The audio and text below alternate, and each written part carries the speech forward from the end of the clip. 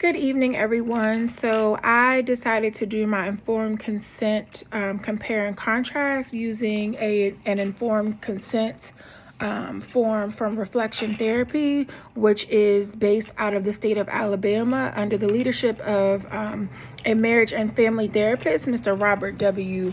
Montgomery.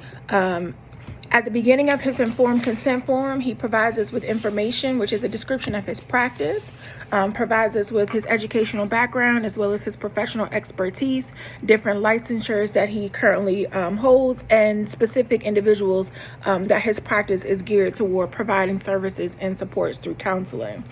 Looking at the ACA Code of Ethics and comparing it to this informed consent form for professional counseling services, I do find it to be in compliance, as it does list the purpose and the goals, as well as techniques and procedures. Talks about the counselor's qualifications. One of the areas that the ACA Code of Ethics mentions that this informed consent does not is the continuation of services should something happen to the client and or the counselor. However, it talks about termination. So it's not so much as it's something drastic or let's say a medical illness or situation occurs between the counselor or the client, but it more so talks about once you've achieved your goals, then it talks about how you and the counselor that you're working with will make a decision to terminate your treatment services and for you to progress forward. It does mention written obligations and contracts. It states that this is a contract between the client and the counselor, and it provides information for both the counselor as well as a document of protection for the counselor. When reviewing some of the additional information that is included in this informed consent, they are specific about if they're working with minors. They talk about visitation and custody.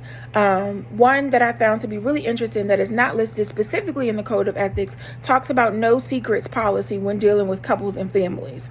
And so when you're working with both couples and families, they are very adamant about making sure that clients are clear that when you go in for family and or couples counseling, this consent serves as a whole for the entire party.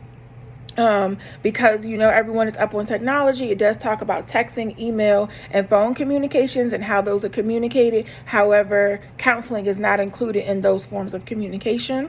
Talks about bringing firearms into the location where the services are being provided. Talks about signing the informed consent form and what you're consenting to as far as treatment is concerned through the counseling services.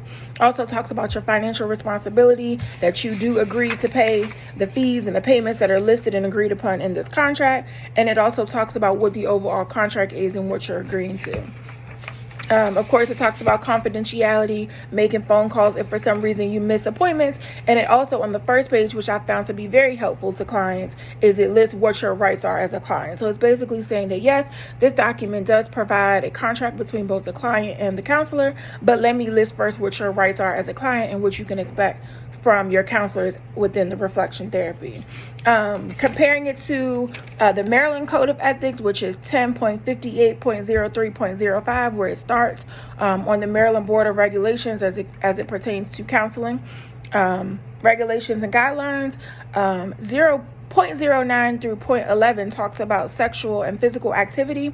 That is one area that I did not see mentioned here in the informed consent form, and it's basically highlighting the disciplines that are associated with individuals who are for some reason involved in those type of behaviors. So of course, counselors should not have any sexual or physical contact with clients, and it talks about if a client is a victim of those type of behaviors, then 0.10 and 0.11 talk about the sanctions and the consequences that are associated with those type of behaviors and how the process that you follow in order to get those. One interesting thing that I did find as I wrap up when clicking on different informed consent forms and just reading different information from different offices and different counselors who are providing services, I found that the informed consent form is a generalized documentation. And although it is specific to whether it is the counselor and or the practice providing the service, the overall generalization of the guidelines are pretty much the same across the board from state to state. Again, different states have different laws where some things may be inserted,